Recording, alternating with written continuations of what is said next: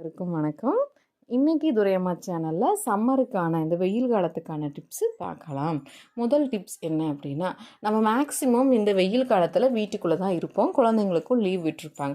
வீட்டுக்குள்ளே இருக்கும்போது வீட்டுக்குள்ளே ஹீட் நிறையா வருதா, நம்ம என்ன பண்ணலாம், ஏசி போடலாம். ஏசி இல்லை, ஏர் கூலர் போடலாம். இரண்டுமே இல்லை, ஃபேன் தான் போடுறோம், ஆனால் ஹீட் அப்படியே இறங்குதே. அப்படிங்கும்போது நம்ம என்ன பண்ணலாம்னா, நல்ல அகலமான பாத்திரத்தில் தண்ணீரை நிரப்பி மின்விசிறி ஃபேனுக்கு கீழே நம்ம 2-3 பாத்திரம் ப்ளேஸ் பண்ணிட்டோம் அப்படின்னா உங்களுக்கு அவ்வளோவா இருக்கிற அந்த ரூமுக்குள்ளே ஹீட்டு தெரியாது. அடுத்த டிப்ஸு, நம்ம குடிக்கிற தண்ணி நிறையா குடிக்கணும். குடிநீர் நிறையா குடித்தோன்னா தான் டீஹைட்ரேஷன் ஆகாமல் இருக்கும். அப்படியே குடிக்கிற தண்ணீர் எப்படி குடிக்கணும்னா, மண்பானையில் நிரப்பி குடிக்கணும். மண்பானை இல்லாதவங்களுக்கு என்ன பண்ணலாம் அப்படின்னா, ஃப்ரிட்ஜ் வாட்டர் குடிக்கிறேனே, நான் மின்சாதன பெட்டி இது குடிக்கிறேனேன்னா அது உடலுக்கு அவ்வளோவா நல்லது கிடையாது. தவிர்க்க முடியலைன்னா நீங்கள் அது குடிச்சிக்கலாம். இல்லைங்கிற பட்சத்தில் எந்த பாத்திரத்தில் நீங்கள் தண்ணீர் நிரப்பி குடிக்கிறீங்களோ அந்த பாத்திரத்தை சுற்றி ஈரமான காட்டன் கிளாத்தை நீங்கள் சுற்றி வச்சு அதை தண்ணி இருக்கிற ஒரு தட்டில் வச்சிட்டிங்க அப்படின்னா அந்த பாத்திரம் எப்பவுமே குளுமையாக இருக்கும். குடிக்கிற தண்ணி உங்களுக்கு நல்லா சில்னஸ்ஸாக இருக்கும். அடுத்த டிப் என்ன அப்படின்னா, நீங்கள் ஃபுட்டு மசாலா ஐட்டமாக சாப்பிடாம, காரமாக சாப்பிடாம, எண்ணெயில் பொரிச்சதாக சாப்பிட்றத அவாய்ட் பண்ணிடணும். இந்த சம்மருக்கு வெயில்னால இதெல்லாம் சாப்பிட்டோம் அப்படின்னா நமக்கு உபாதைகள் நிறையா வரும். அப்போ என்ன மாதிரியான ஃபுட்டு எடுத்துக்கணும் அப்படின்னா, பழச்சாறுகள், ஜூஸஸ் அண்ட் ஃப்ரூட்ஸ் எடுத்துக்கணும். பழங்கள், பழச்சாறுகள்னு சொல்லிட்டாங்க, சரி நம்ம போய் வாட்டர் பாட்டிலெலாம் வச்சு அடைச்சி வைக்கிறாங்களே, அதை எடுத்து வாங்கி குடிக்கலன்னா வேணாம், அது எச்சா உடம்புக்கு பிரச்சனை ஆயிரும்.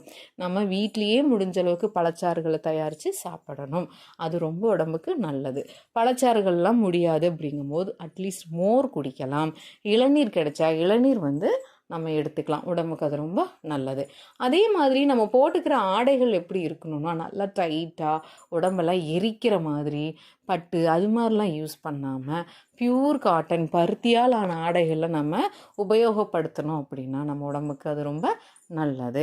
குழந்தைகள் உங்கள் வீட்டில் இருக்காங்களா, வேர்வையிலையும் கொப்பளங்களையும் கஷ்டப்படுறாங்களா, அப்போ அவங்களுக்கு என்ன பண்ணலாம் அப்படின்னா, காலையிலையும் மாலையிலையும் 2 வேளையும் குளிக்கிற பழக்கத்தை இந்த வெயில் காலத்தில் சொல்லி கொடுங்க. உடம்புல அப்போ தான் ஹீட் இருக்காது. அவங்களுக்கு நம்ம என்ன பண்ணலான்னா, உளுந்தங்கஞ்சி, நம்ம பாரம்பரிய உணவான உளுந்தங்கஞ்சியை நம்ம கொடுக்கும்போது குழந்தைங்களும் இல்லை பெரியவங்களும் குடிக்கலாம். அது வலுவு மட்டும் இல்லாமல் குளுமையும் கூட இந்த உளுந்துக்கு. அடுத்தது, தலைக்கு நம்ம எப்பவுமே எண்ணெய் வைப்போம். இந்த வெயில் காலத்தில் மறவாமல் நம்ம நல்லெண்ணெயை உபயோகிக்கணும். நல்லெண்ணெயெல்லாம் கிடைக்கலைங்க, நல்லெண்ணெயெல்லாம் உபயோகிக்க முடியாது அப்படிங்கிற சூழ்நிலையில் நம்ம என்ன பண்ணலான்னா, நம்ம உபயோகிக்கின்ற தலைக்கு தேய்க்கிற தேங்காய்லேயே நீங்கள் 1 ஸ்பூன் வெந்தயத்தை சேர்த்து ஊற போட்டு அதை டெய்லியும் தலைக்கு தேய்க்கிறீங்கன்னா உங்களுக்கு ரொம்ப குளிர்ச்சி. அது நல்லெண்ணெய்க்கு ஏற்ற அளவுக்கு வெந்தயம் ஊற வச்சது எண்ணெய் உங்களுக்கு குளிர்ச்சியாக இருக்கும். அப்போ நம்ம ஃபுட் ஐட்டம், குடிக்கிறது எப்படி இருக்கணும், ட்ரெஸ்ஸு எது மாதிரி இருக்கணும், குளுமையை வீட்டுக்குள்ளே எப்படி கொண்டு வரணும்னு பார்த்தோம். இன்னொரு முக்கியமான விஷயம், தவிர்க்கவே முடியாதது என்னென்னா, செடிகள், மரங்கள். இது எப்பவுமே நம்ம வீட்டை சுற்றி ஒரு தோட்டத்துலேயோ தொட்டியோ எதுவாக இருந்தாலும் வீட்டை சுற்றி மரம் செடி இருக்கிற மாதிரி அமையணுங்க. அப்படி இருந்தால் தான் நம்ம வீட்டுக்குள்ளே வர வெயில் தாக்கம் கம்மியாக இருக்கும். சந்தர்ப்ப சூழ்நிலை நம்மளால் அது மாதிரியான அட்மாஸ்பியரை நம்ம வீட்டை சுற்றி கிரியேட் பண்ண முடியலனா அட்லீஸ்ட் இனிமேலாவது பூந்தொட்டிகள்லையாவது தொட்டிகளாவது வாங்கி மரம் வளர்க்க முடியலாலும் செடியாவது வளர்த்துங்க. வீட்டை சுற்றி இயற்கையோடு வச்சுக்கிட்டிங்கன்னா கண்டிப்பாக இனி வர எல்லா சம்மர்லையும் நம்மளைய காப்பாற்றிக்க முடியும். அதே மாதிரி நீங்கள் வெளியில் போகிறவங்களா இருக்கீங்க, அடிக்கடி வெளியில் போகிறவங்களா இருக்கீங்க, வெயில் உங்கள் மேலே படுது, ஸ்கின் எல்லாம் ரொம்ப அலர்ஜி ஆகுது, சருமம்லாம் ரொம்ப வறண்டுருது அப்படின்னா நீங்கள் என்ன பண்ணலான்னா, தாராளமாக இப்போ மார்க்கெட்லாம் கிடைச்சிட்ருக்க சன்ஸ்க்ரீன் லோஷன் வாங்கலாம்.